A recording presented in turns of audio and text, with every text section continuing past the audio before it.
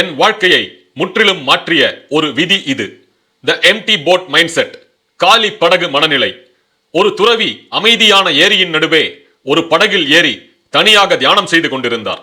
சடார் என்று பயங்கர சத்தத்துடன் இன்னொரு படகு அவர் படகின் மீது மோதியது. கடும் எரிச்சலடைந்த அவர், யார் இதை செய்திருப்பார்கள், அவர்களுக்கு என்னை தெரியவில்லையா என்று தன் மனதிற்குள் கோபத்துடன் நினைத்தபடி இடித்தவர் மேல் சத்தம் போட தன் கண்களை திறந்தார். ஆனால் அவரை இடித்த படகு காலியாக இருந்தது. அது கரையிலிருந்து கட்டுத்தளர்ந்து தானே நகர்ந்து வந்து இடித்து விட்டது. அந்த தருணத்தில் அந்த துறவியின் கோபம் முற்றிலும் மறைந்தது.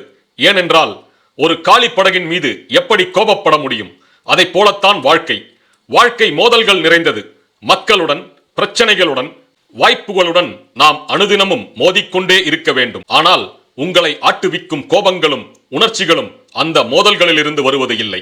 நீங்கள் அந்த மோதல்களை எப்படி அணுகுகிறீர்கள் என்பதிலிருந்துதான் வருகிறது. ஒவ்வொரு மோதலும் வேண்டுமென்றே நடந்தது என்று நீங்கள் கருதினால் கோபம், மன அழுத்தம் ஆகியவற்றை நீங்கள் அனுமதிக்கிறீர்கள். ஆனால் உண்மை என்ன? இந்த மோதல்கள் அனைத்தும் காலி படகுகளே. எந்த தீங்கும் நமக்கு விளைவிக்காது தானே கடந்து சென்றுவிடும். இதை நீங்கள் உணர்ந்து கொண்டால் உங்கள் உணர்ச்சிகள் உங்கள் கட்டுக்குள் வந்துவிடும். அடுத்த முறை ஏதோ ஒன்று உங்கள் மன அமைதியை குலைக்கும் போது உங்களை நீங்களே கேட்டுக்கொள்ளுங்கள். Am I just getting angry at an empty boat? I am Legend of Manoj.